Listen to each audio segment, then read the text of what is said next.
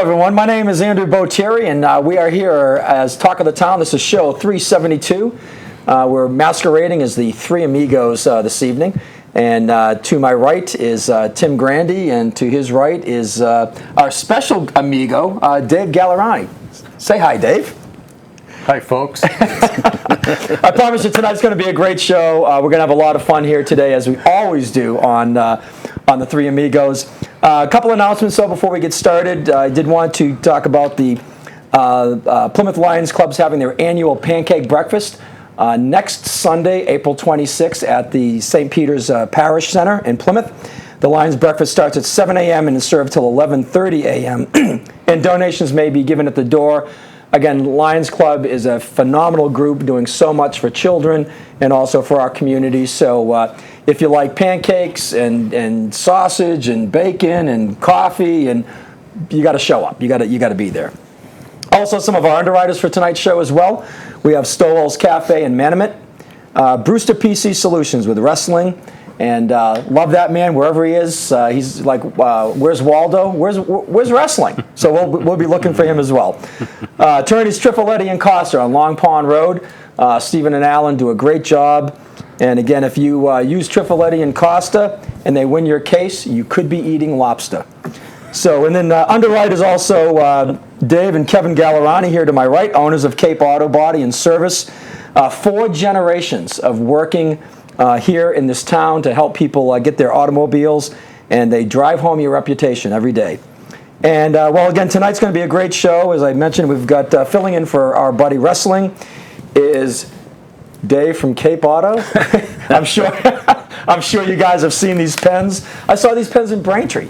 Somebody said they were on a Caribbean island and they saw them as well. So, you never know.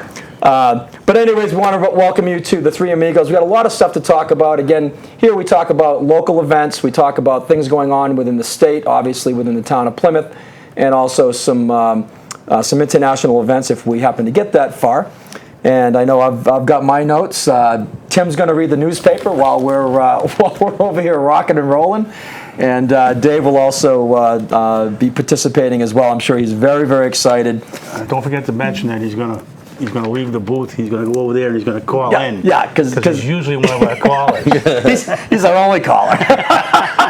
So if you're listening to tonight's show, well, he can call from right there. Again, the number to call in is 508-830-3971. Again, 508-830-3971. So since Dave's not going to be able to call in, or if he slides under the table, he's making a phone call. Exactly. But call in. We've got some great things to talk about tonight. Seeing that today is April 15th, I thought it would be kind of fun, well, I guess to a point kind of fun, to talk about tax day. And just some tax day facts that I found on the internet. And did everybody get their taxes paid? Oh, yeah. Yeah.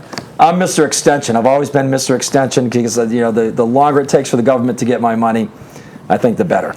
But anyways, everyone that's listening tonight, or those who aren't listening tonight, it will take you 107 days of working for nothing to pay off your taxes. So that's a little over 3 months that you work and you do not get paid. It goes to your taxes. Isn't that wonderful? A depressing show. I know.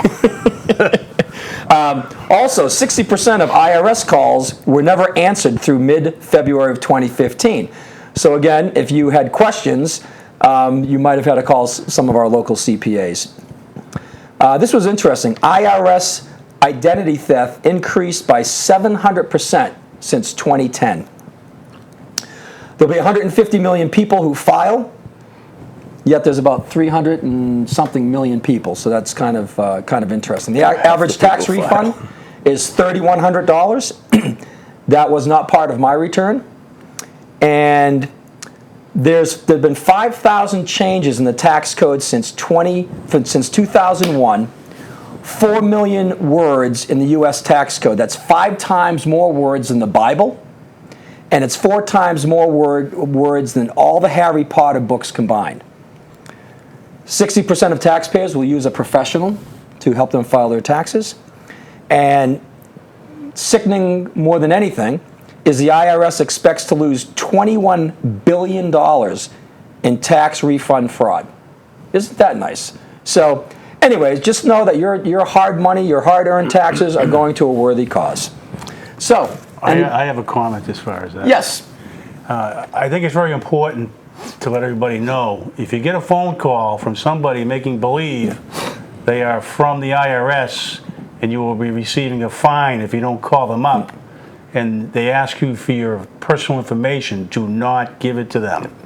Because I had that same phone call just yesterday at my house. Really? From somebody saying that they were from the IRS and that my family would receive a fine if I didn't call and pay, and I was going to get sued by the IRS, et cetera, et cetera. So when I made the phone call, I called the number back, just seeing who exactly had called, and it was somebody with a foreign accent. And I said, I don't believe you with the IRS. What is your full name and what is your position? Who is your boss? And they hung up the phone, and it ended right there. So don't be fooled by somebody calling. The IRS does not make phone calls directly to your house and say they're going to sue you. They'll send you something in the mail. If you get something, make sure you call the IRS number that you can research either in the phone book, or make sure you're calling the IRS. Do not respond to anything like that and give them your personal information. No, that's a great point, Tim. It's happened to me twice. And the add to that is they do not contact you by email.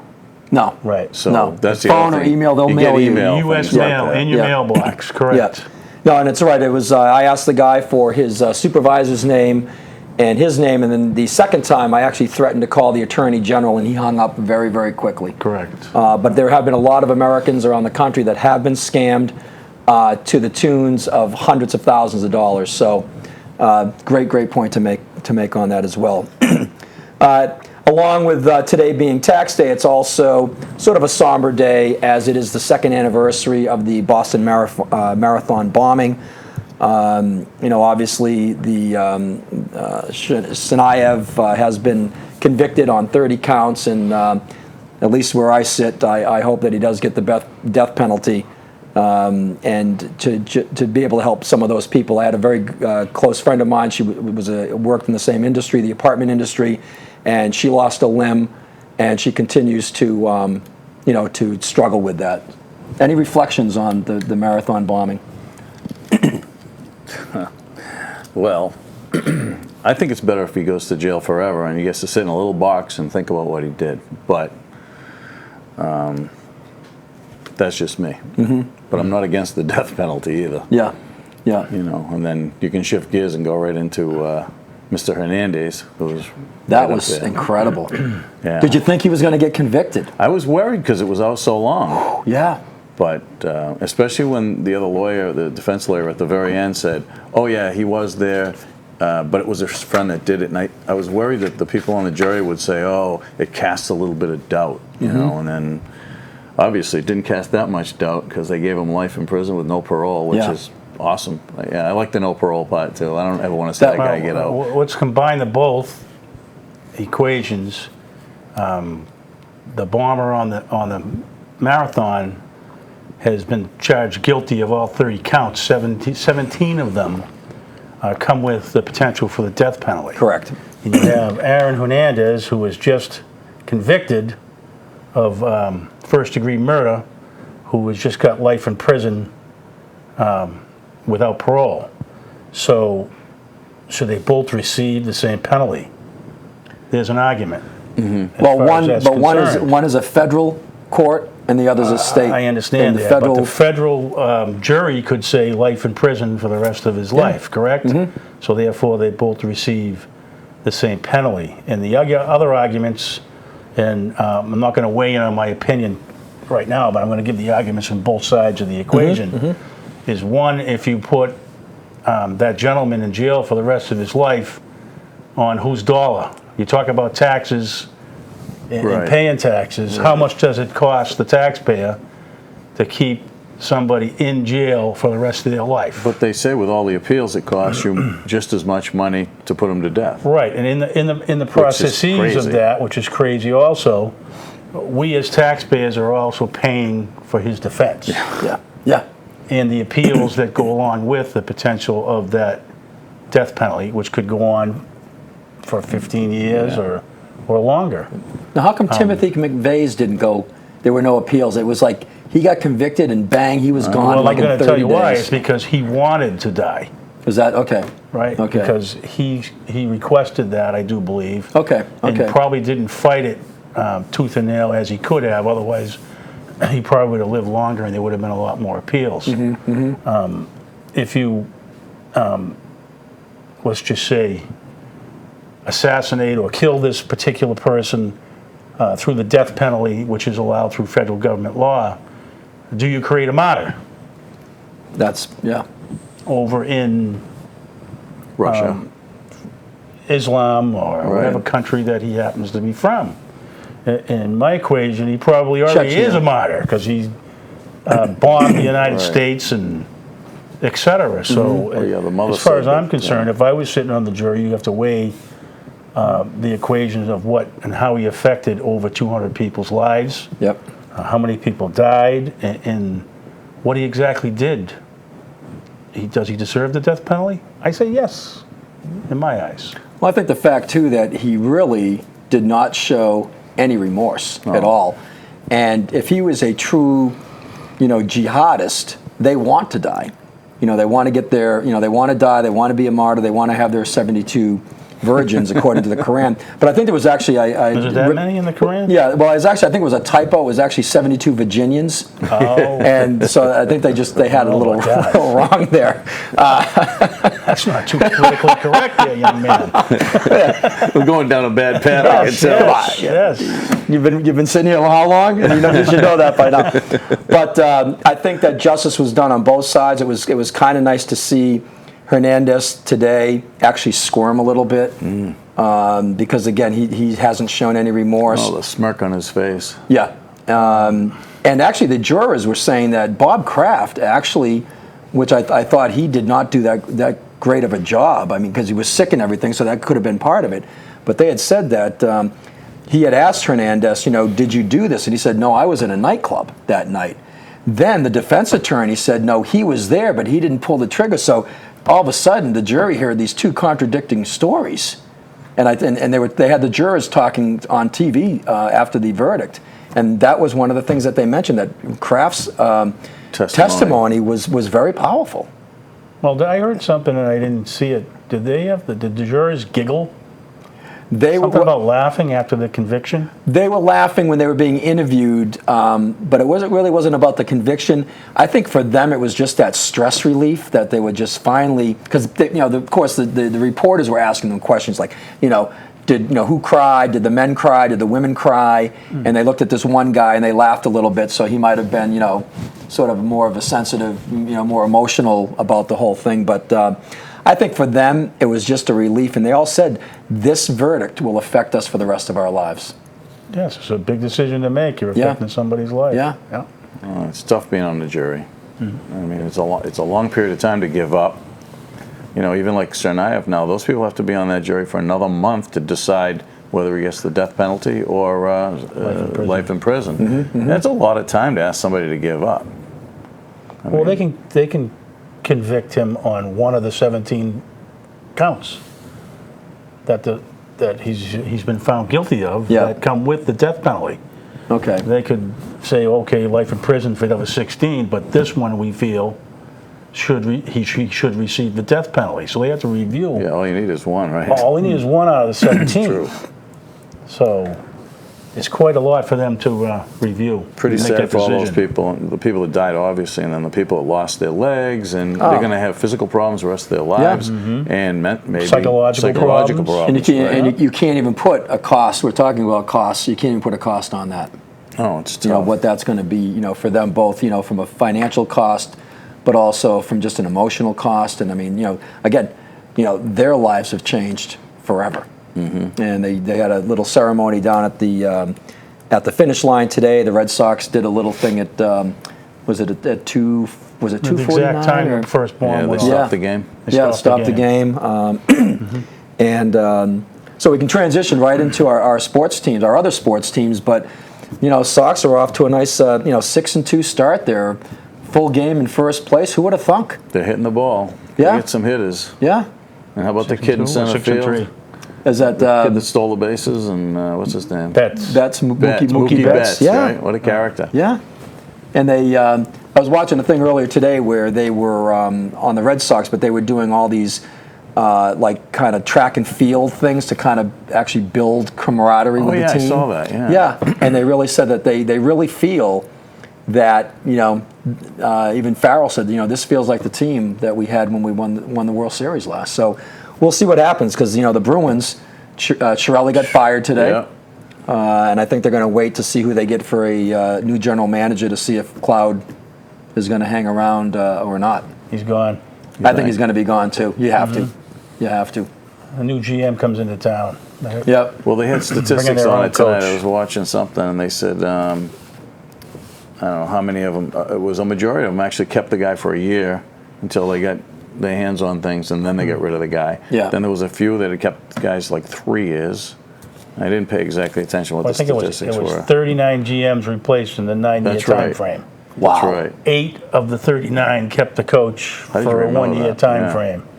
Not a lot of And job I do security. believe another 9 held on to that coach for 3 years, the one that was in place. Yeah. So a lot of times the GMs are replaced and there is a good coach in place. Well, he's a pretty good coach, but obviously he wasn't motivating those guys the way he needed to. But who do you blame? I was listening to, on the way over here, the selectmen, there was people running for selectmen in Marshfield, and they were talking about Rocco Longo, who I know very well, who's the town manager. He's a great guy. And they were, you know, one guy was trying to blame Rocco, and he was trying to blame the selectmen because the budget was not equal, you know, it wasn't coming out right. And what he wasn't taking into account was the pension system that always runs over. It's all labor. It's all money out to people who People are working. costs. It's all people costs and health insurance costs. And these are things that, in a lot of cases, the selectmen and the town manager don't have a lot to say about. The union's got a contract. The union's going to get what they're going to get, and that's it. And they have to work with what they they have. have to work with what they have. It's sort of like, you know, the coach versus the GM. The GM's the one who's making all the money decisions, and the coach is the one that's got to work with whatever team he gets, whether it's, you know, Farrell, Julian, but, you know, then we have our Celtics in the playoffs. Talk about who would have thunk. Well, that coach must be a pretty good coach. You know, Brad Stevens, and he's really instilled belief in these kids. And they were talking about that. I think they have like since they got rid of Rondo and the guy that had the heart issue, not Bass. No, not Pierce. Whoever it was, but they've actually had one of the best records in the NBA since they got rid of it, like 22 and 11 or something like that, which is unbelievable. So good for them. Yeah. Good for them. Team you know? basketball. Yeah. So Every night somebody steps right. up. yeah, exactly. We're competing with them right now. They're on TV. Yeah, that's right. They are. I bet Last they are. game of the season. I think their ratings are going to be just a little bit higher. Sorry, Ken. I don't know. Come on, people, call in. We got to get our ratings up. Yeah, where's wrestling? Where's your telephone number? Where's that? 508-830-3971. Come on, call in. I called all 2 of my friends. Call Yeah. in between quarters or halftime. Yeah. And let us know if you know, how you think the Celtics are going to do, what you think about the Bruins, the Red Sox. You know, again, this is also your show, so please call in and let us know. Right. I did want to talk a little bit because I know I was on Facebook before I got here, and I know that even it was discussed in town meeting. But obviously, the really serious opiate crisis that we have going on. Not just in this town, but across the Commonwealth, but across the country as well. It's really at an epidemic proportion, and it is very sad. Where, you know, young people's lives who, you know, have, you know, their whole life in front of them are ruined, overdosing, dying. And I know that Tim, you posted some stuff on Facebook about that today. You want to share just some of the things that you're learning from this whole epidemic? Well, unfortunately, I had a family member who was actually affected by this exact disease, and I call it a disease. It's not a habit.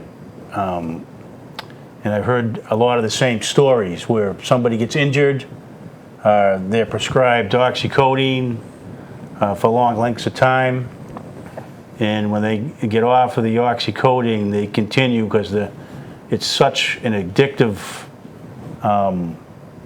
prescription that they end up going out and buying some of this stuff on the market, and it's very expensive. And then they end up turning towards heroin and other opiates because they cost less money. And it's a disease. We've had, if you read our paper this evening, I do believe 4 opiate overdoses and deaths in the town of Plymouth alone, not to mention the numbers across the entire state of Massachusetts. So I personally lost my brother about 7 or 8 months ago to this exact disease. And another good friend of mine that I knew since I was a kid, I also lost about 1.5 years ago to this exact disease. And it is growing by leaps and bounds. And if we don't do something as a citizenship and government, it is only going to get worse. So I think we have to do something to protect the mothers, fathers, sisters, brothers, friends.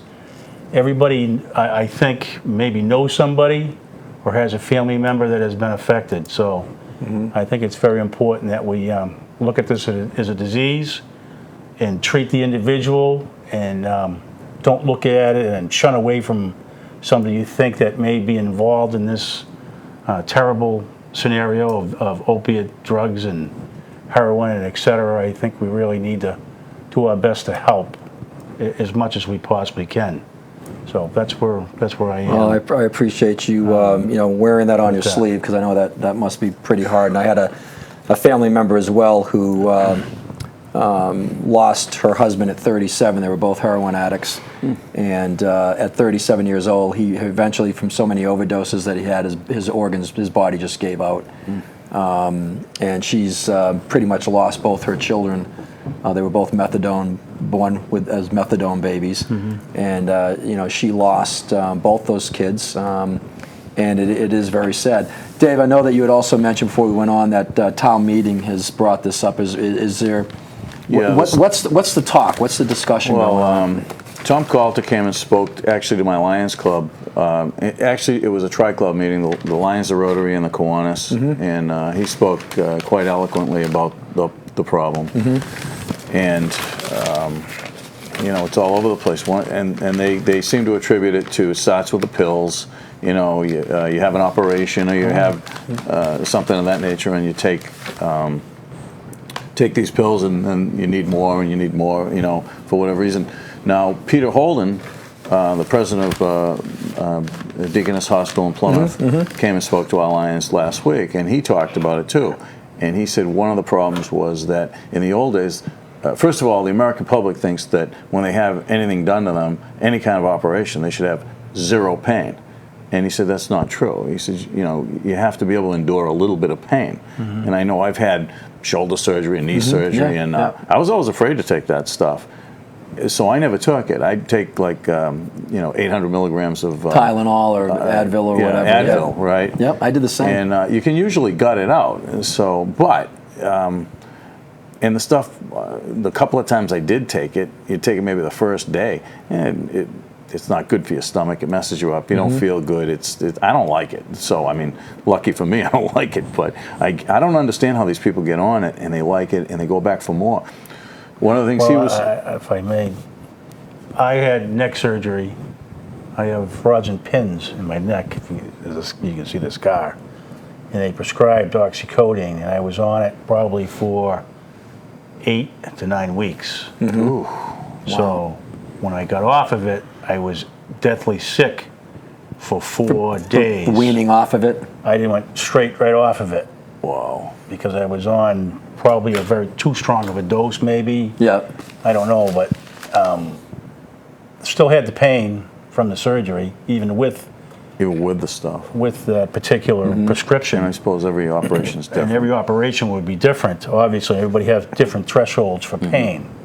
but I know I was sick for 4 days when I went Wow. cold turkey off of that medication. Wow. So these people that have been on it for extended periods of time try to get off of it, and the doctor stops their prescription, obviously. They need to slowly be weaned off of Yeah, a it's sad. heavy It seems like they're duty trying to blame the prescription. doctors for all the It's not their- prescriptions, it's but it's not not their their fault. fault. No. And if that's the case, then blame the drug companies for making the stuff in the first place. What did they give people 40 years ago, 50 years ago, when they had an operation? They gave them a Coca-Cola that had Coke in it. And that's where it gets its name. Yeah, really. That's why everybody. I'm just saying. I don't know. It actually did, right? Yeah. Yeah, but that was more than 40, 50 Well, they years probably did ago. a lot more morphine back in those days, but obviously once you left the hospital, you didn't bring the morphine And with like you. you said, Yeah. it's more. It's not just disadvantaged. In the old days, you think of a drug addict or a heroin addict as some disadvantaged, street people type of thing, Yeah. or whatever. People that didn't live in normal housing, let's say.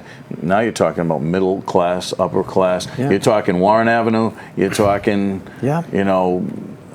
West Plymouth. affluent Yeah, families. this particular disease doesn't discriminate Yeah. poor versus rich. Right. It affects everybody. And I was mistaken. This yet another overdose in Plymouth. In the last 2 weeks, there's been 4 fatal overdoses in Wow. Plymouth in less than 2 weeks, according Wow. to the newspaper. So 2 a week. Wow. Four in 2 weeks. And I know my cousin Mike, the chief of police, has been has a task force as well that's really trying to corral it, trying to stamp it out. But again, it's like anything. I mean, it's done in the back alleys, and it's going to be something that is really going to take, as Tim, you said, it's really going to take the populace to really just finally put their foot down and just say, hey, enough is enough. And if they see it happening, don't, as we tend to do today, is we look the other way. And I think it's going to be something that and parents have done that as well with their children. They don't want to think that their child is doing that. But if you have any of those signs, you gotta go right after it. Unfortunately, because it's just something that will prolong, and more and more people are going to show up in the newspaper. So, Dave, any other things going on in town meeting that would be of interest to the? Well, there was a little brouhaha going on about the airport, about the state police building that the town of Plymouth ended up buying so that we'd keep the state police here. And there was pros and cons on that. Some of the cons were people in West Plymouth said there's more and more noise coming out of the airport. And as I said to the people, because I'm in West Plymouth, I said to all my constituents over there in in the caucus meeting, I said, yeah, but if you live at Exit 2, you're really not going to care too much. The airport does bring in some business. It brings in some jets. It brings in. My understanding is that the people from Walmart fly in fairly regularly to check on their stores. And I'm sure they'll have more of that. There's a lot of building, by the way, I noticed. I happened to drive up to the airport for my caucus meeting, and there's new buildings going up left and right over there, and there's a lot of commerce being built there because it's one of the few areas in town, other than the industrial park, Camelot Park, this industrial park on Exit 7, where you can build certain types of things. So there seems to be a lot going on at the airport, but some people were opposed to. They're going to extend the runway slightly, and it wasn't so much for taking off. It was mostly for if somebody went to take off and the takeoff wasn't right, they'd put right back down, and they need the extra clearance. The extra room to not go onto the grass to stay on regular pavement. So because I live in West Plymouth, I live on Clare Pond. right. And that's one of the approaches, and it's mostly the single engine planes that come over. Helicopters on occasion, but it's really it's like living near a train. When you first move there, you get used to it. You eventually get used to it. But I know, at 5:30, 6 o'clock in the morning, a lot of mornings I'd hear these jets. They're corporate jets, and they actually weren't flying anyone from Plymouth. They were basing them in Plymouth, and I haven't heard them recently, but I found out they were basing them in Plymouth. They were flying to New York to fly somewhere else, but they were just keeping them in Plymouth. But those things would go out at 5:30, 6 o'clock in the morning, and when they went over your house, it was pretty loud. It woke you up out of a sound sleep. Like I said, I haven't heard them quite recently. One of the complaints was that the state police, they do their training out of this hangar, and they have their helicopters. And the state police seems to have their own way of doing things, and they don't really care about what anyone at the commission. So the poor commissioners at the airport are saying, yeah, we've tried to talk to them, and they basically told us to go pound town. So it's like, mind your own business. On the converse side, it's nice having them there because it's a form of protection, almost by accident, I think, you know. And we've got, it's good for the hospital when you can fly people to Boston, you know, with the med flights and things like that. So, yeah, with every, you know, there's always going to be good and bad. Exactly. And I know especially with the, you know, the 400th anniversary coming up in 2020, you know, we're going to have a lot of dignitaries coming in, and they're probably, you know, obviously going to use Plymouth as a, you know, as a point of getting in and out of the area. And it does bring it does bring revenue. I mean, you know, between you know the gas, the garage, and all the upkeeps. I know Mike Landers works there. They sell a lot of gas. I guess that was part of the reason they wanted to keep the state police. State police buys like 75% of the gas that they sell out of that airport, and the town makes a profit on that. Yeah. So. Yeah. Interesting. Yeah. Interesting. Okay. Well, let's see. What else, Dave? You had some notes down. You got anything? Okay, well, I'll throw you a few Lions Club softballs. We've got, after the free breakfast that we're running at St. Peter's, we've got the Lions Golf Tournament, which is June 7th. It's a Sunday morning. We've been running it for 15 or 20 years over at Squirrel Run.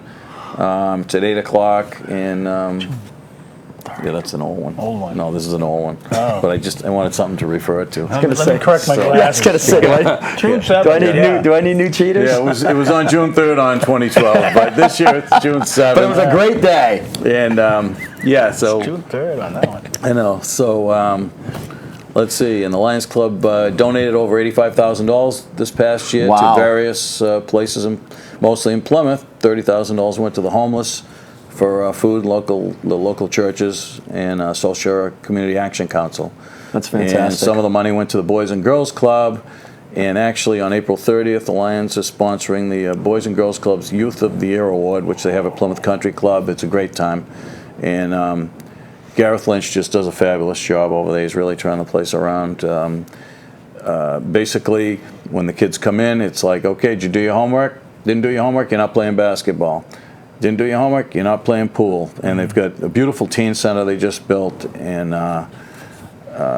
you know, beautiful brand new pool tables, ping pong tables, a little area to do some like acting. They've got a separate room for that.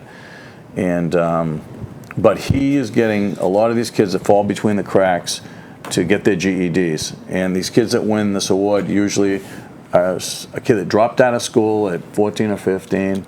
And the kid could have easily turned out to be a loser, and ends up, he's going to college. And, and how can you beat that?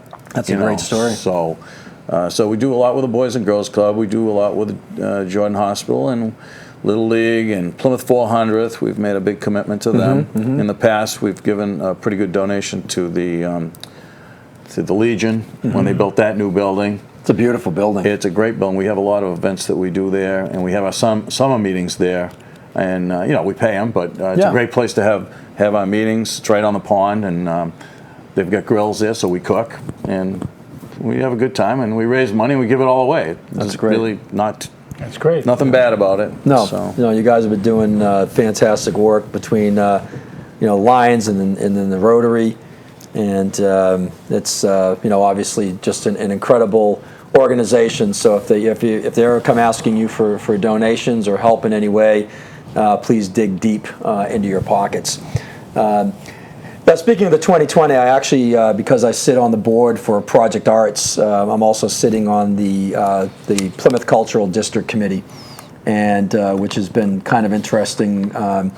We just recently joined 26 other districts in the Commonwealth, which basically we promote tourism, travel, local businesses, the arts, music as well. And it's, again, really an opportunity to help local businesses. I know Gary, who runs Setting the Pace Space, excuse me, that they also do downtown Plymouth. They do a First Saturday, where all the local businesses that participate in First Saturday give away, have different discounts and stuff like that. So, and I've always been a big fan of, because of all the box stores that we have on Exit 5 and down at Exit 7, I've always been a big fan of trying to, patronize our local businesses, our smaller businesses. That's why I bring my car to Gallerani all the time, which seems to get there more times than I would like, but that's a whole nother story altogether. But it's really important that we get out there and we really help these small businesses. Most small businesses will fail in the first 12 months of them opening. So let's make sure that our downtown is always vibrant. Businesses are always open. The lights are on. It is. It's fantastic. And I hear a lot of complaints from people saying, "Oh, but we have too many bars." I don't know about that. I brought a friend in, came down for a a birthday party for a friend of mine that turned 60. And after the party, we took a walk through town. And he had been a resident here for 10 or 15 years, and he had moved away. And he's been away for 10 or 15 years, and he was like amazed. He was like, "This is like Portsmouth and other towns that have it's happening. It's happening. You get the Spire." You've got the art center, and it's becoming a cultural, I don't want to say mecca, but certainly Plymouth's got a lot going on. My brother-in-law, who's actually the head of the 400th committee, Brian McGuire, works for El Knife, lives in Milton, and he told me he'd rather come to Plymouth and do things. There's much more going on in Plymouth than there is in Milton. So we got a new town hall being built. New town hall, right. And condos right next to it, the old Deeds building. Got some condos going up there. Condos everywhere. Yeah, but it's still, obviously it's still the Achilles heel I think that we have is still the parking issue, and I know that they keep, I mean, I just moved here in 2000, and I've heard that that this conversation has been going on well before 2000, and it's like, when is it going to be handled? When is it going to be? When we were kids, Mr. Butner. When the Butner store was going, he bought buildings across the street behind the bank there that goes from North Street over to Brewster Street. Yeah. He built that parking lot. He bought the houses, ripped them down, and then he gave it back to the town years later. But he put in that parking lot for his employees because he didn't want the employees parking up on Main Street because that's space. where the customers should be parking. Yeah. And some of those downtown businesses in the old days, they were their own worst enemies because the owners and all their employees would park on the main street, and then you'd go to buy something and you couldn't find a place to park. You drive right by. One of the things I told Melissa last year when they were talking about the town hall thing is to the side of the town hall there's that parking lot that goes into the hill, kind of where it goes into Burial Hill. Into Burial Hill. Yeah. And I said, you really need to make that into 2 layers of parking. Dig into the hill, at least 2, and get some girders and make a second level. Yeah. And because I counted the parking spaces, and this was like in March of last year, and there was like, I don't know, 106 parking spaces or 108 parking spaces, and there's more than that work in town hall. So how are they? Well, they did a study. I don't think they did which it right. showed the parking and the requirements going forward. I can't remember exactly Yeah, you must have been in what on those that, numbers right? showed, but anything's better than where town hall is now. Because I know when I go there to do business, Oh, it's awful. it is absolutely impossible to park.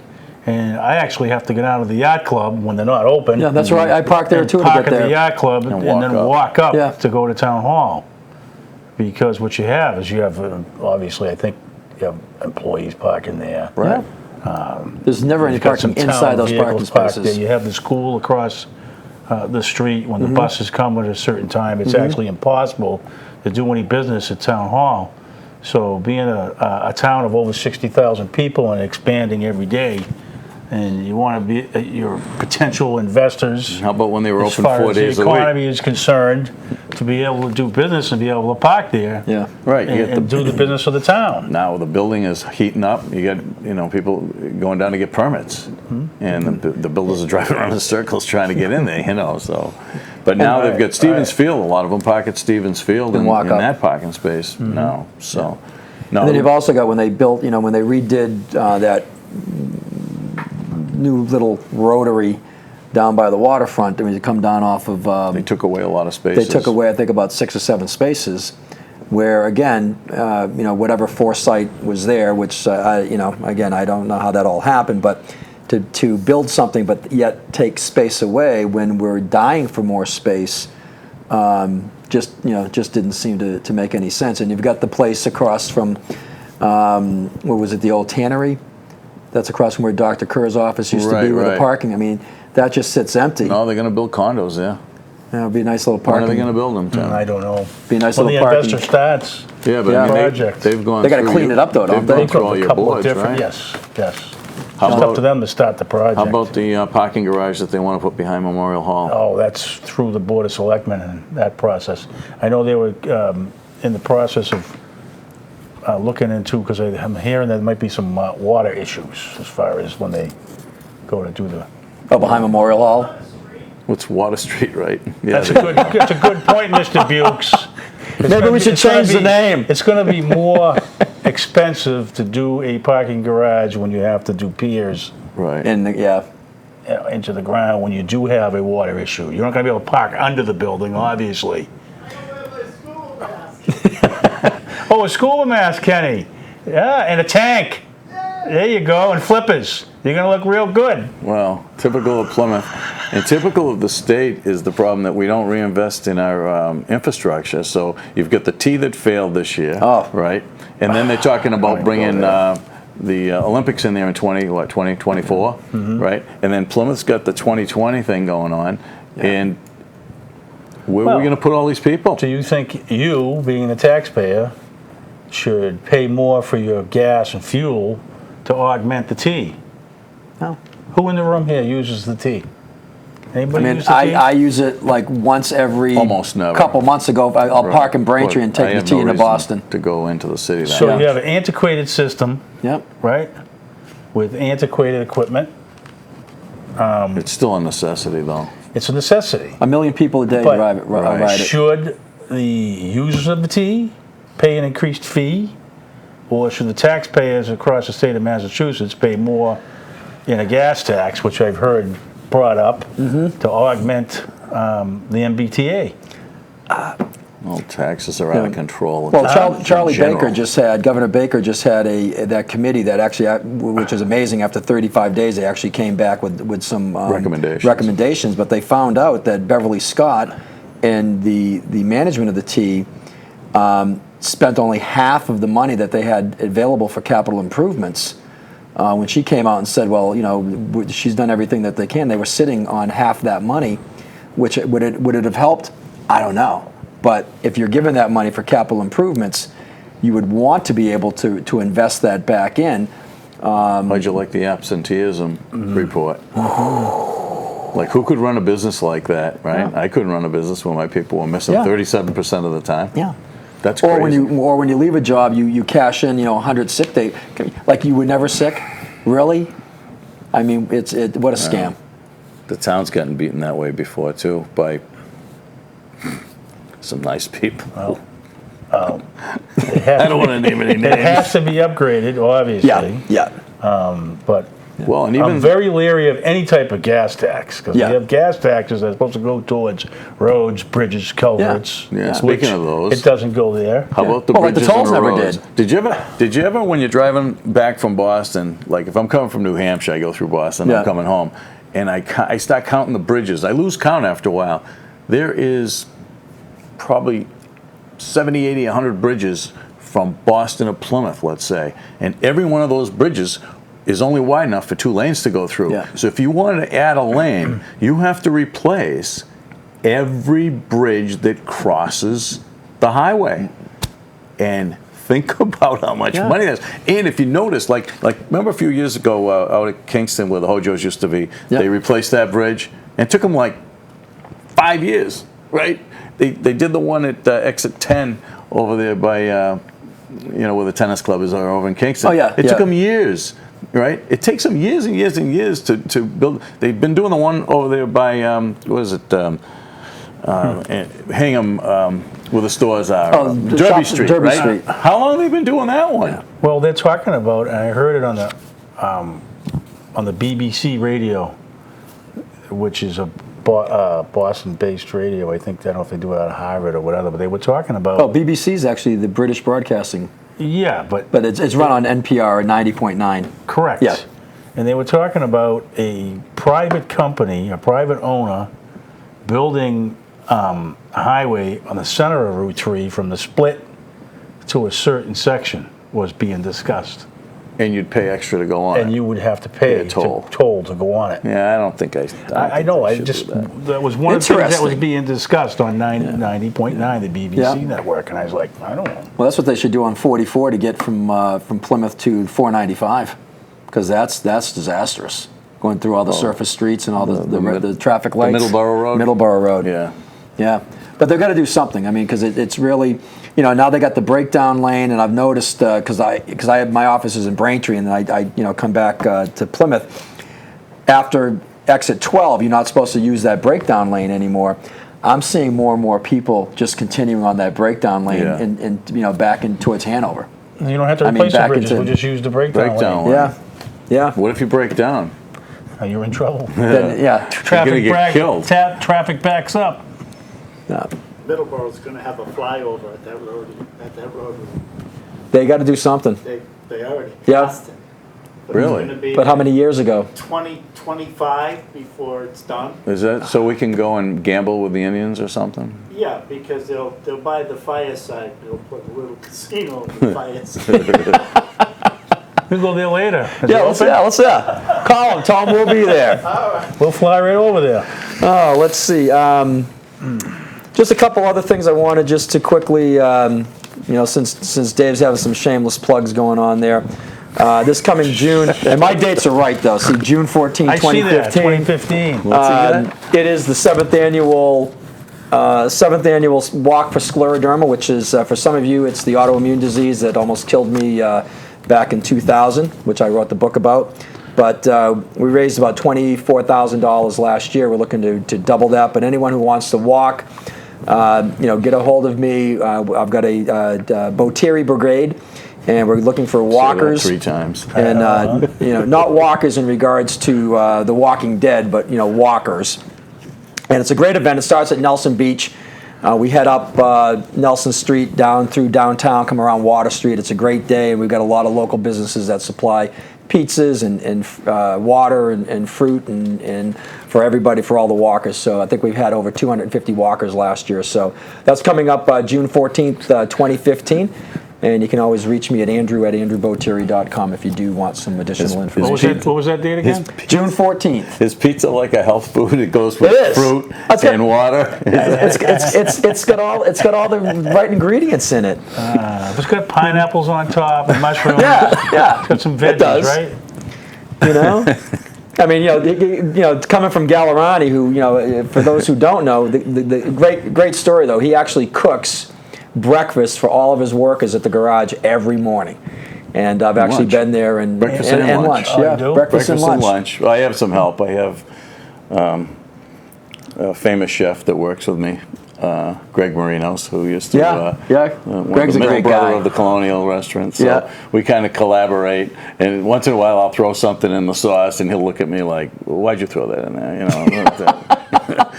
He's great making. He made what did he make? Pork roast today with mashed potatoes.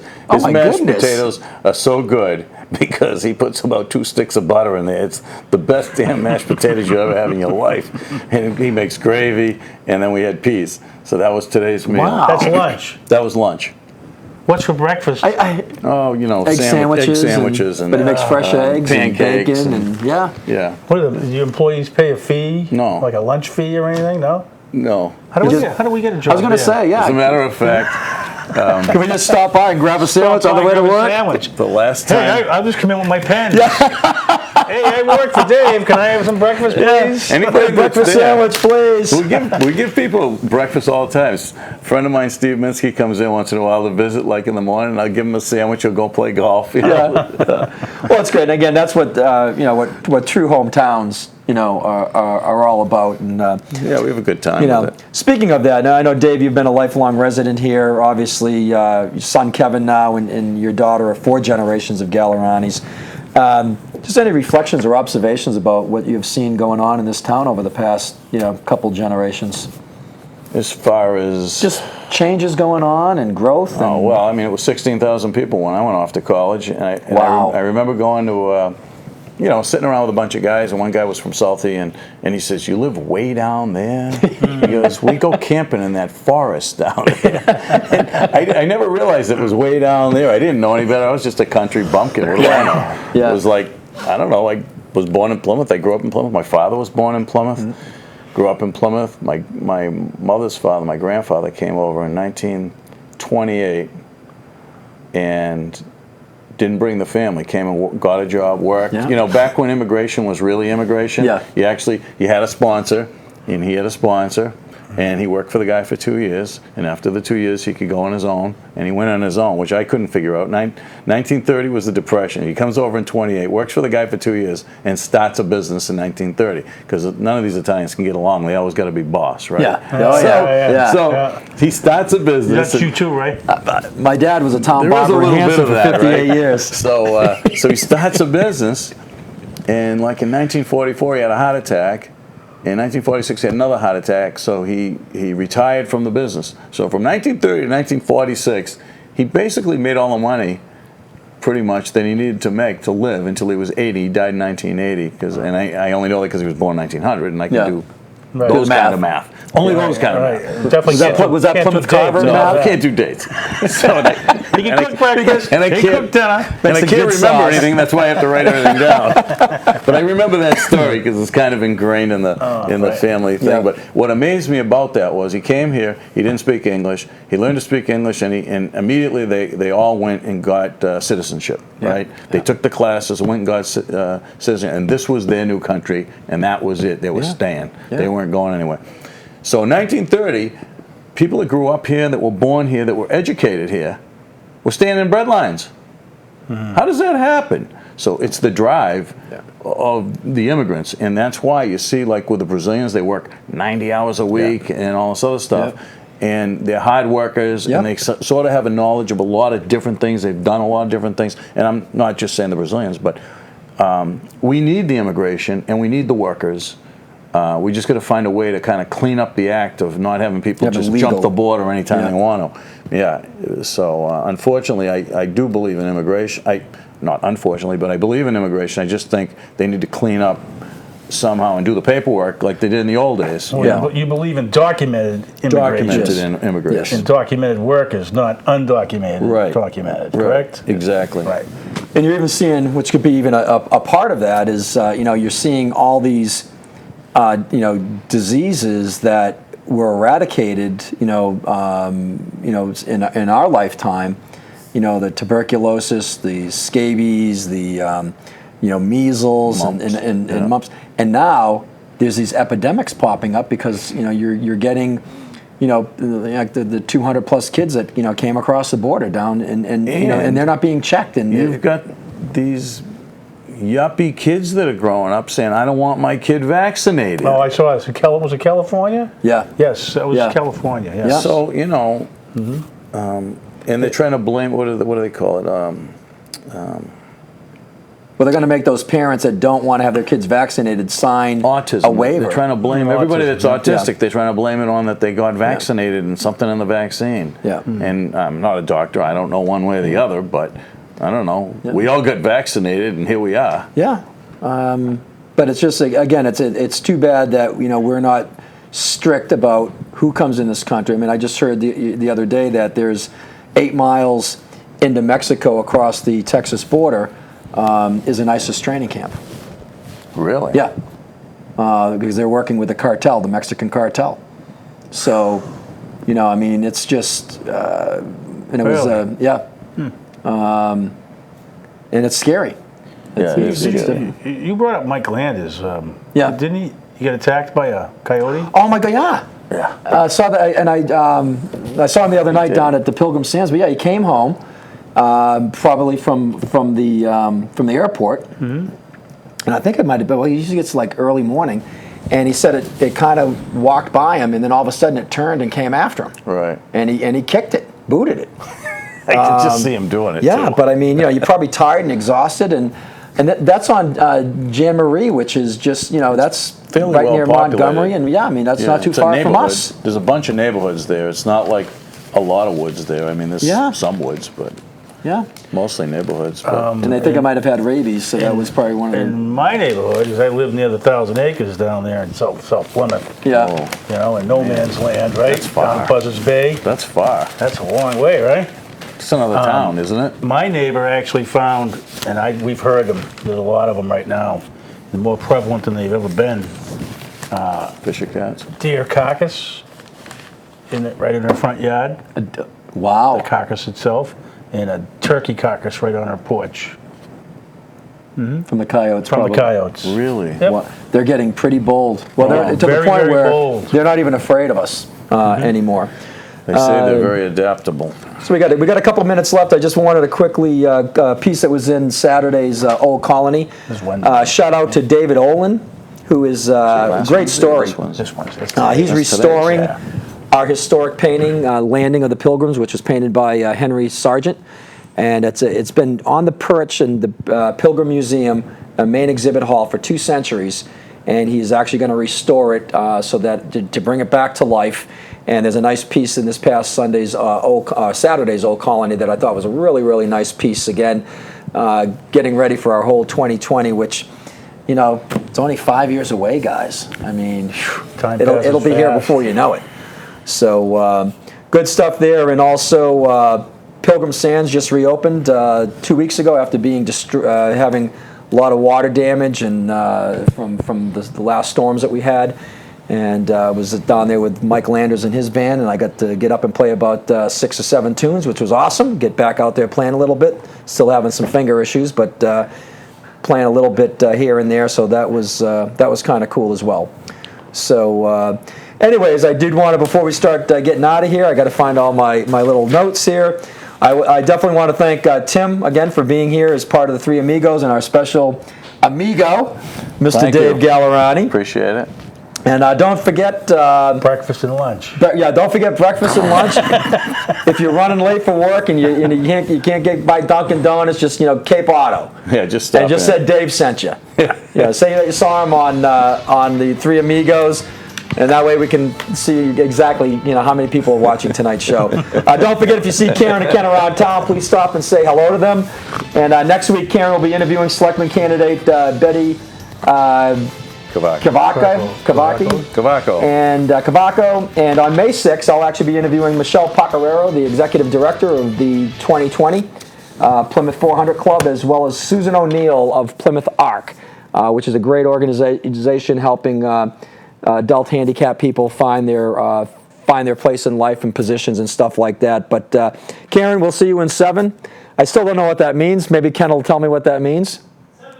7 days. Okay, Karen, we'll see you in 7. Again, everybody, thank you for coming on to Three Amigos. We appreciate you being here. And, yeah, and as Ken waves goodbye to us.